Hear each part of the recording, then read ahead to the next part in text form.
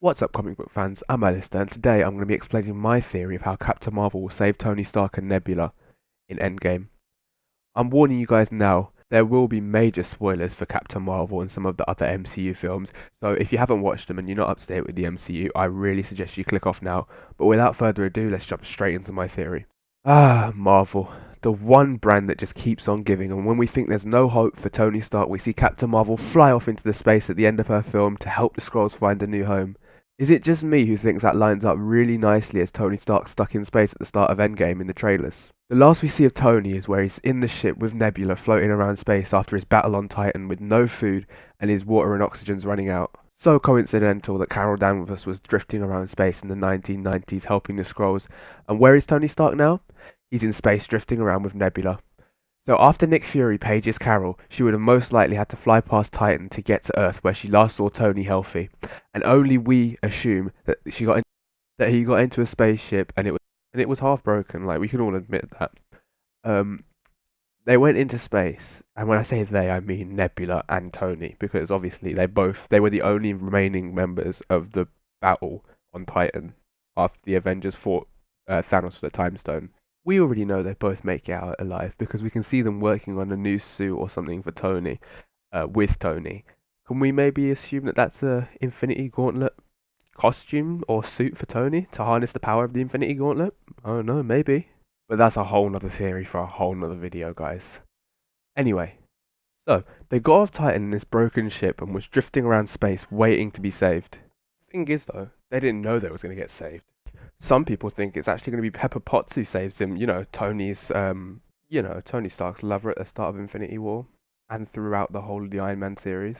There's a scene at the start of Infinity War where she calls Tony while he's on that ship thing with Peter, and she goes, "You better not be up there. I'm." And then there's some audio interference, so you can't hear what she's actually saying or what she's meant to say. Coming call from Miss Potts. Tony? Oh my god, are you alright? What's going on? Yeah, I'm fine. I just think we might have to push our 8:30 res. Why? Just cause I'll probably not make it back for a while. Tell me you're not on that ship. Yeah. God, no, please tell me you're not Honey, on the ship. I'm sorry. I'm sorry. I don't know what to Come say. back I here, should... Tony. I swear to God, Pep. come back here right now. Come back.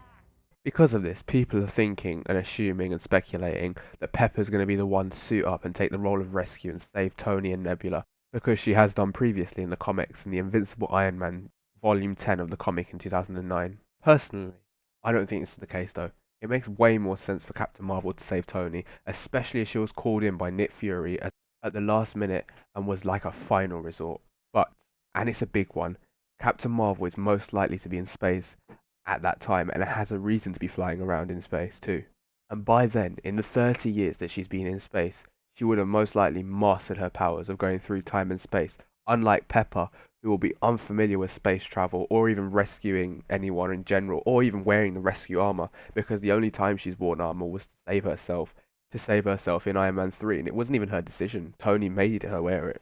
Like, he sent the thing for her to wear it. But that's just our theory, and we're going to have to wait until April the 26th to find out. And when Avengers Endgame does come out, you guys know we're going to be covering that.